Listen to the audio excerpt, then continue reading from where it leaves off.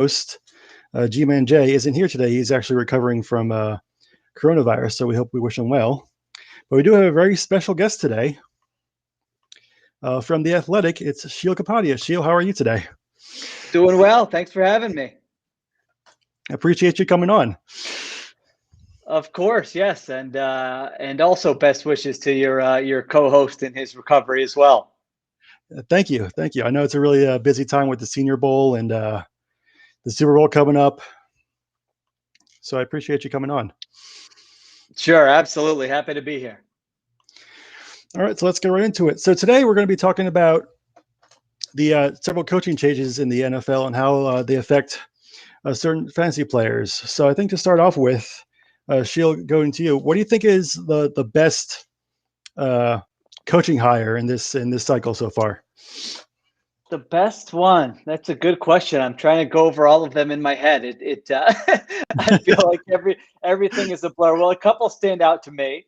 So I think that the Falcons hiring Arthur Smith, I think that certainly makes some sense there. I think he's somebody who can bring at least an offensive scheme. I think they maximized their talent in Tennessee with him. And so if you feel like you can maximize this last phase of Matt Ryan's career, then I can see the upside there in hiring him. And then the other one is in New York with the Jets, Robert Saleh. I've heard very good things about him from his time in San Francisco, the way he connects with players. And it's always good to follow the worst coach. And so certainly Adam Gase has a case as the worst coach. You don't want to follow Bill Belichick or whoever. You didn't want to follow. I guess Andy Reid. You could have even said in Philadelphia. So you want to kind of find the guy who was just an absolute disaster, which I think, for not to be mean, but I think Adam Gase probably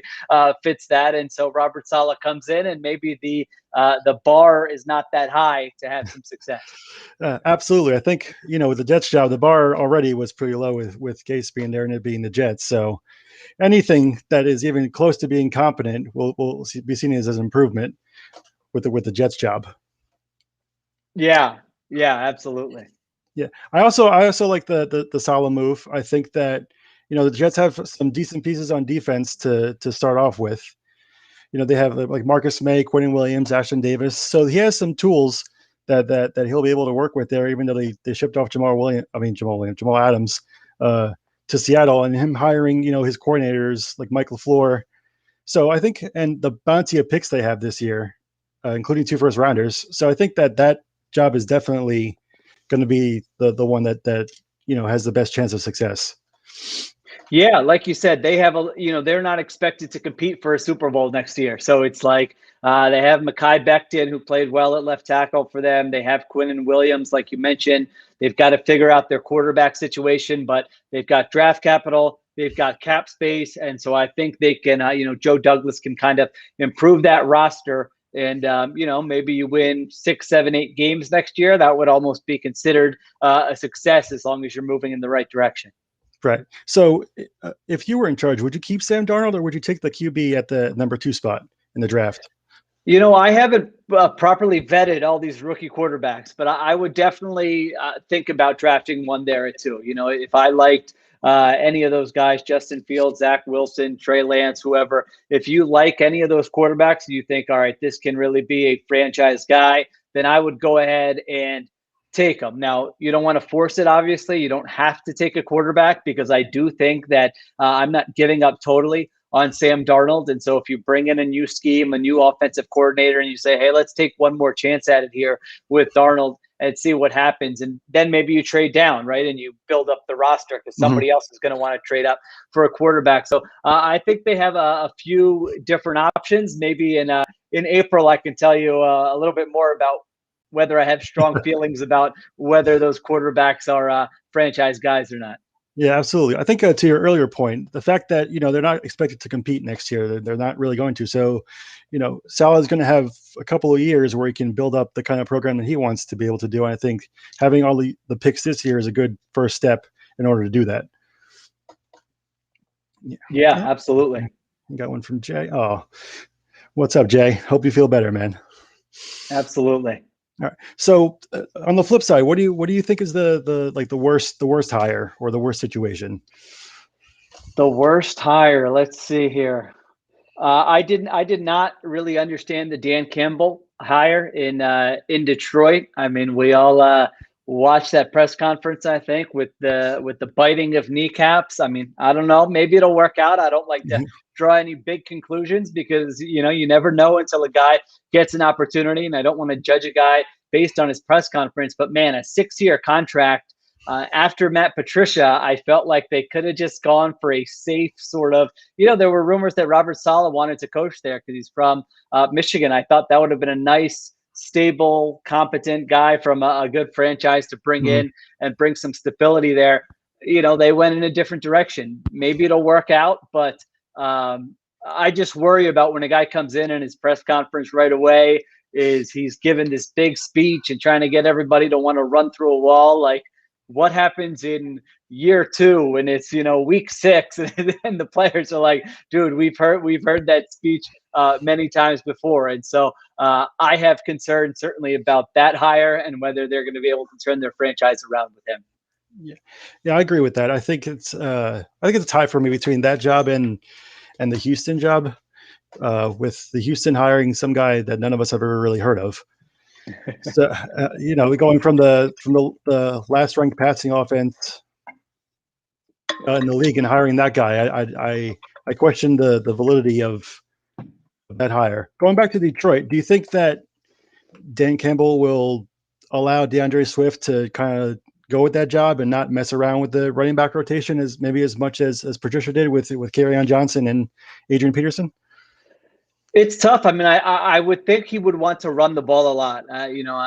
That just seems like sort of his background, the way he's talking, being physical, all these different buzzwords that coaches like to use. So I don't know if DeAndre Swift is that, going to be that type of back, if they view him as sort of that physical punishing back who's going to carry the ball 15 to 20 times. So I'm not sure. I like DeAndre Swift. I think he had some ups and downs probably last year, and I think he'll be part of it. But I'm not sure if they're just going to be like, all right, this is our guy, and we're going to ride him. Yeah, I sure hope so, because I know a lot of people spend a lot of draft capital on him. So the fact that he wasn't, the main back starting off really upset a lot of people. Yeah.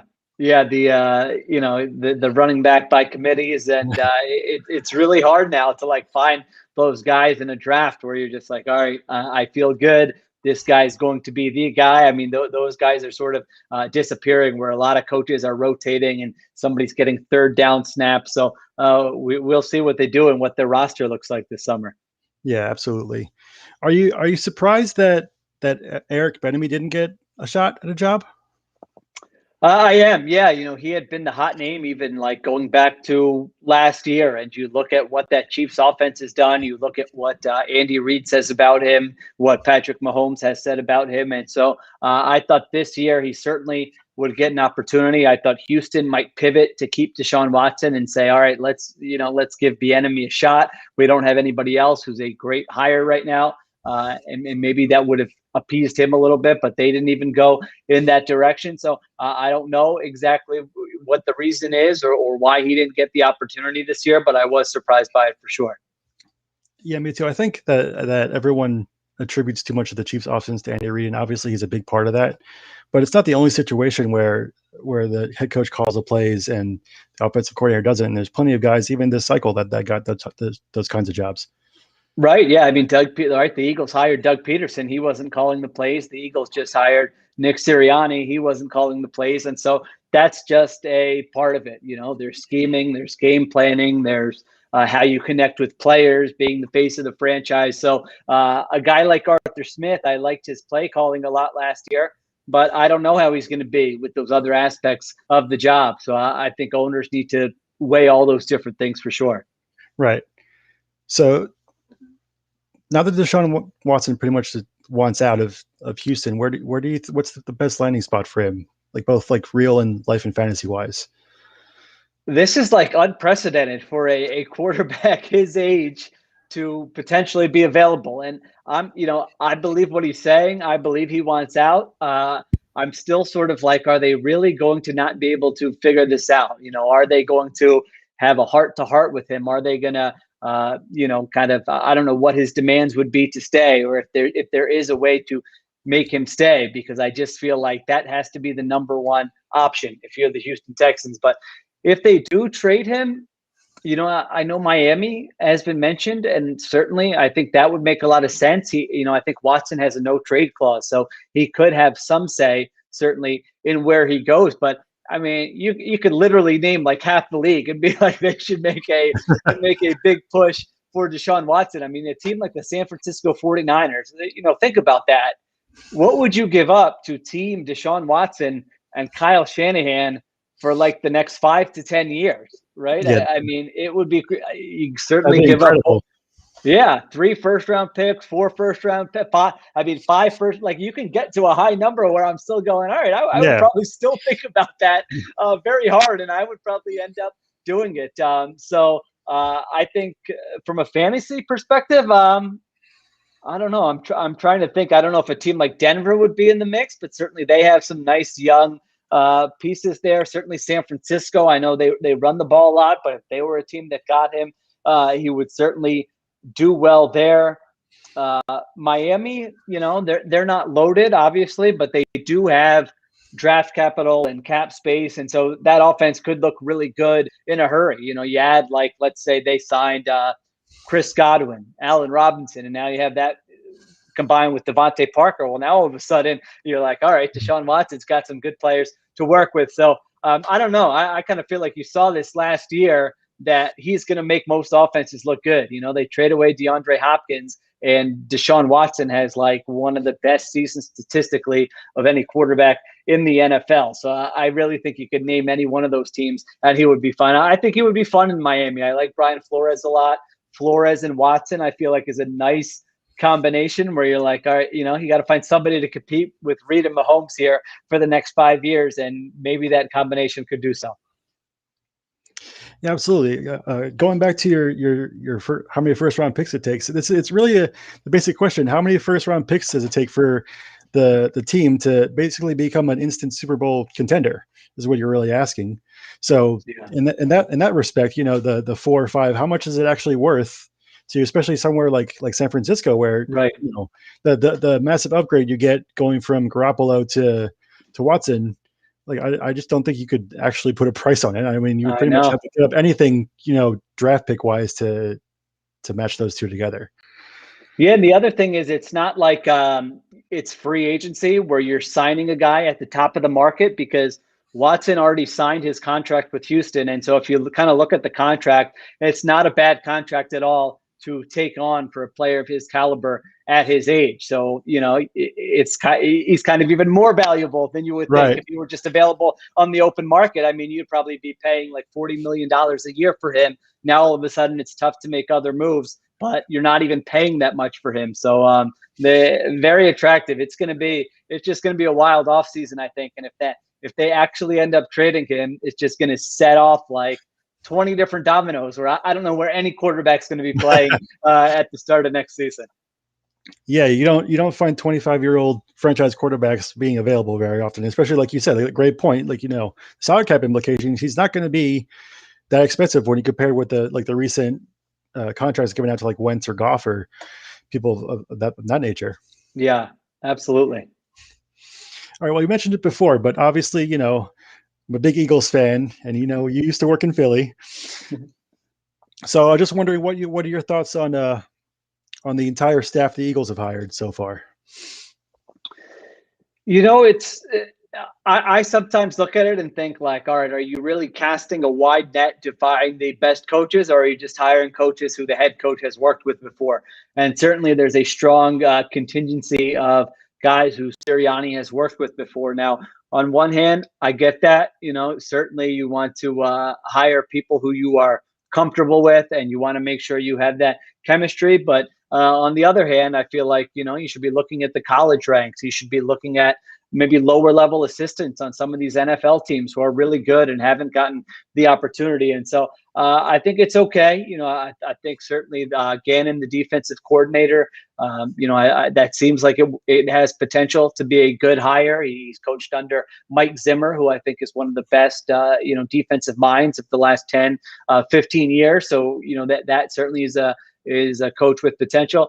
Offensively, I'm not blown away by the guys they've added, but I don't want to go overboard. You never know. And like a guy like Shane Steichen, the offensive coordinator, I did not like how they called games this year. I thought they were very conservative, and then Justin Herbert just kind of bailed them out quite a bit on third down, and Herbert was incredible. But I don't know if that was because of Shane Steichen's play calling, or was that because Anthony Lynn was saying, hey, this is how we want to play. This is how we want to call a game. So I don't want to sit here and crush anybody out of the gate. Let's see how they do. But, I was hoping that they would add a little bit more from kind of different schemes, different systems, and cast a little bit of a wider net.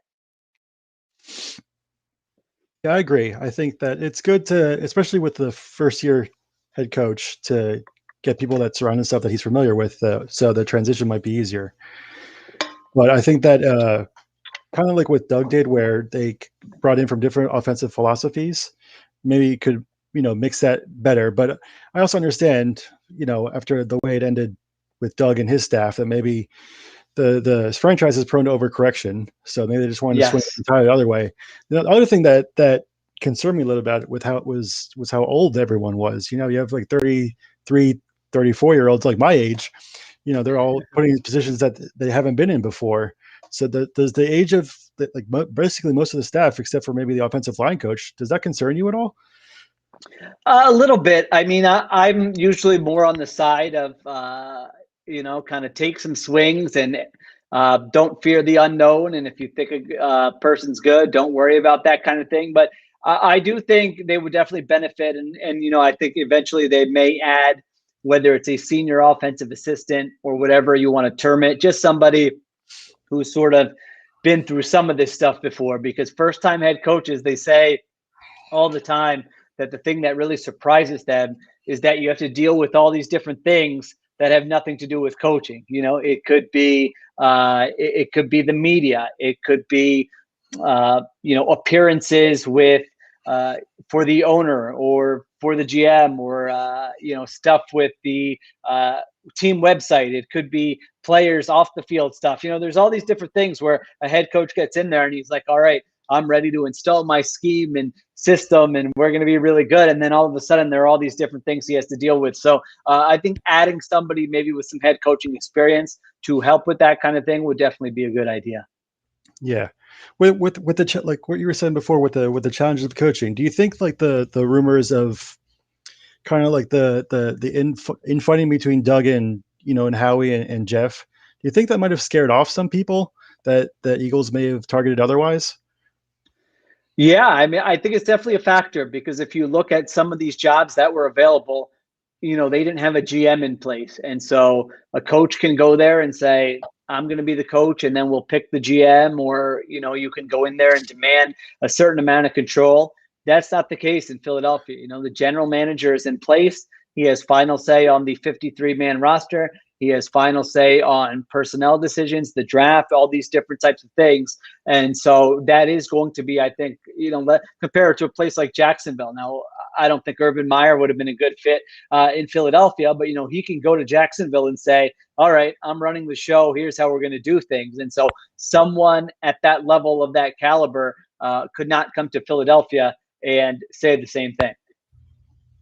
Yeah, I think it also helps Urban Meyer that he gets Trevor Lawrence too. He won't be able to get that kind of quarterbacking in Philly. Yeah, I mean, it's a totally different situation. Not only the Trevor Lawrence in the first pick, but they've got cap space. They've got more draft capital from the other trades they made. And so that really was an appealing situation. You look at the Eagles. I mean, Jeffrey Lurie said it at his season end press conference that like they're not expecting to compete for a Super Bowl next year. I mean, their cap situation is a mess. They're not going to be able to upgrade the roster significantly.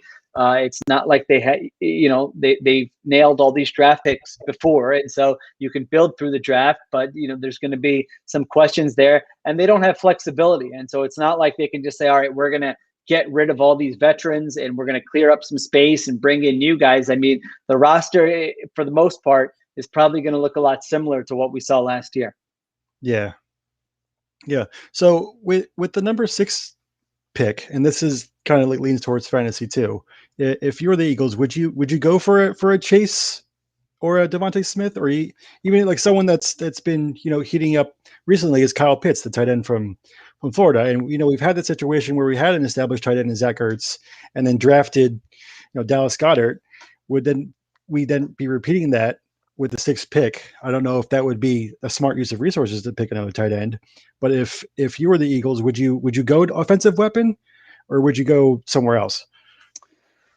I would not take a tight end. Now, again, I have not jumped into all the draft research. I mean, I know these names. I watch college football, but I haven't formed strong opinions about them. But just from a resource allocation standpoint, I mean, I don't think you can use the number 6 pick on a tight end. That the guy's got to basically be like George Kittle or Gronk for it to me, for that to be a great use of resources. Maybe it will be, but I mean, I think the history of first round tight ends is not very good either. If you look at a lot of the tight ends who people have thought were going to be elite guys, that hasn't been the case. And then some of the other guys have been taken in the later rounds who have been really good. So I would not go there. I think you certainly can consider wide receiver. I mean, at some point you're just like, my gosh, how many resources have they used on wide receivers, and all of them. Yeah, and they still don't have an above average group. But that can't stop you. If you feel like it's still a weakness and you feel like there's someone there, whether it's Chase or Devontae Smith, who is a great player with just high upside, then I think you can certainly consider it. I would not be opposed, if I were them, to trading back and trying to accumulate more picks, because I do think they really don't have a lot of under 25 year old talent on the roster. They really need like a lot of good young players, and the way you get that is to increase your sort of draft volume. And so that would be something I would definitely look at if I were the Eagles. Yeah, absolutely. Yeah, and our friend Kyle makes a good point. 3 tight ends went in the first round of Kill's draft class, and none of them were Kittle. There you go. Yeah. Yeah. I spoke generally. Thank you, Kyle, for giving the specifics there. I was hoping I'm glad it wasn't like all these tight ends who are in the first round were all pros. What is Sheil talking about? So it's much better to give a comment that actually supports what I was saying, so I don't feel stupid. Thank you. 100%. So looking back at with the new coaching staff, do you think that with a fresh start, Jalen Reagor, who was the first round pick, speaking of wide receiver draft resources, do you think that, obviously there was a bunch of contention whether the Eagles wanted him or Justin Jefferson, and, a lot of people wanted Jefferson, and obviously Jefferson put out a monster year in fantasy wise and obviously in real life.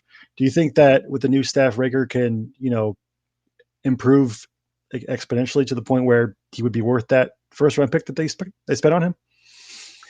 Yeah, I'm not giving up on him. I thought he was. I really liked him as a prospect. I was on the record. I didn't think that was a bad pick to take him over Justin Jefferson. Obviously, if I had to do it over again, just like the Eagles, I would not. I would not have that same take. But I don't get paid. I don't get paid to make those draft picks. So I guess I have a bit of an excuse. But I was underwhelmed by him though as a rookie. I wanted to see a little bit more juice, a little bit more of an edge, a little bit more of a competitiveness. Some of the things I thought I saw in college. Now, it was not a good situation. It was a bad team, bad quarterback play, bad scheming, 13 different starting offensive line combinations. And so, there were some plays where you looked at it and said, okay, I can kind of see what they saw in Jalen Reagor. But I do think if we're looking at players who should benefit from this change, I would have him near the top of the list. I think they'll look at him and say, all right, this is a guy we've got to get a lot of touches to,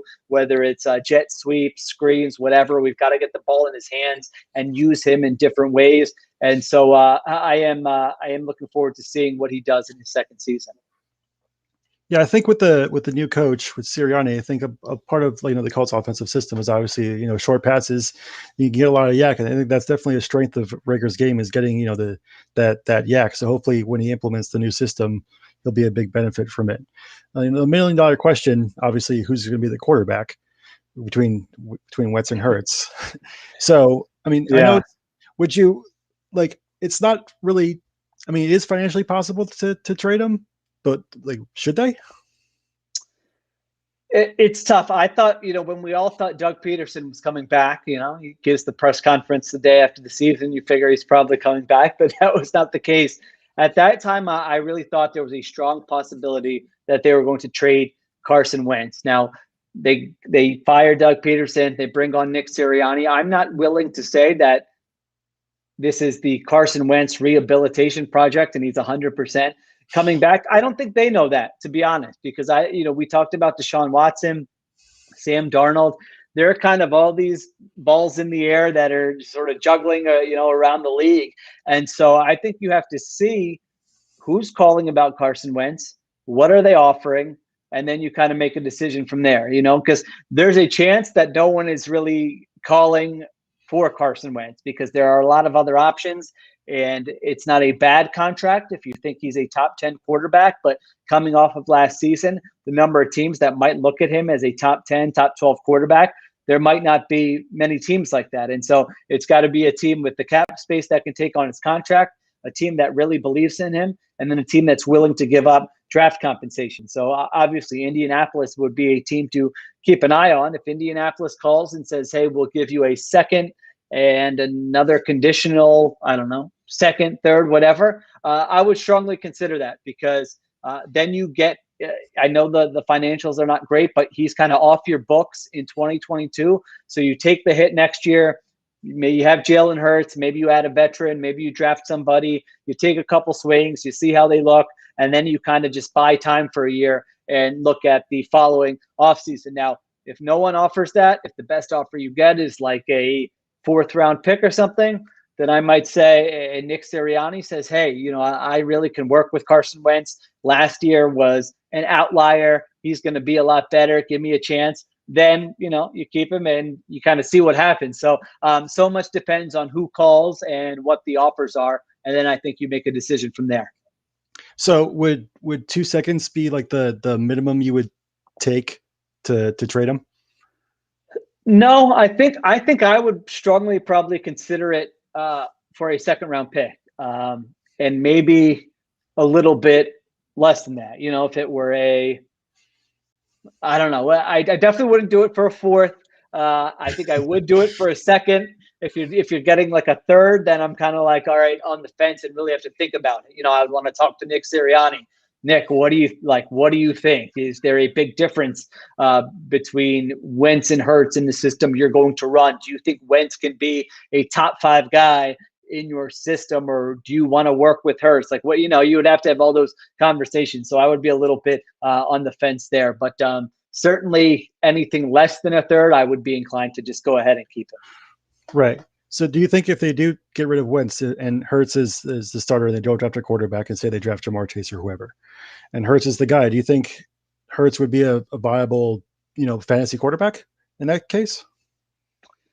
Yeah, I mean his fantasy numbers were at least for those first 2 games were probably really good, right? Anytime you have a quarterback who can throw for 300 on a given day and run for 100, I mean, we know how valuable those rushing yards are. And I think if you have Jalen Hurts as your starter, you really are going to have a quarterback inclusive run game where he's a big part of it and he's getting a lot of touches. I thought he did a good job of not taking big hits, knowing when to get down, all those different types of things. So yeah, I do think he would be a viable fantasy quarterback. You would obviously want to see what they do on the offensive line, what kind of system they're implementing, what else they do with the pass catchers. But I think there would be some upside there. All right. Excellent. All right. So looks like we're just about out of time for today. I do appreciate you coming on again. It was a lot of fun, so why don't you tell everyone where they can find your stuff? Sure. You can check out my writing on the Eagles and the NFL at The Athletic. If you don't subscribe, you can go to theathletic.com/birds with friends, which is our podcast with me, Bo Wolf, and Zach Berman. And if you use that link there, theathletic.com/birds with friends, you can get a nice discount on a subscription. You can get a 7-day free trial. Check it out. And then, please check out our podcast, Birds with Friends. We're going to, we have the podcast, and then we also do YouTube shows, which we do live. I think we're going to do one after the Nick Sirianni press conference on Friday. So, oh yeah, that is tomorrow. That's right. I gotta. Yeah. So check us out there as well. Yep. All right, everyone. You can find me at EagleDan FF on Twitter. I write for Going for Two. I'm the lead writer for Dynasty over there. I'm also guest running for at 14 Personnel. They have great guys over there, so check it out. Once again, thanks a lot, Sheila. Appreciate you coming on. Everyone, have a great day.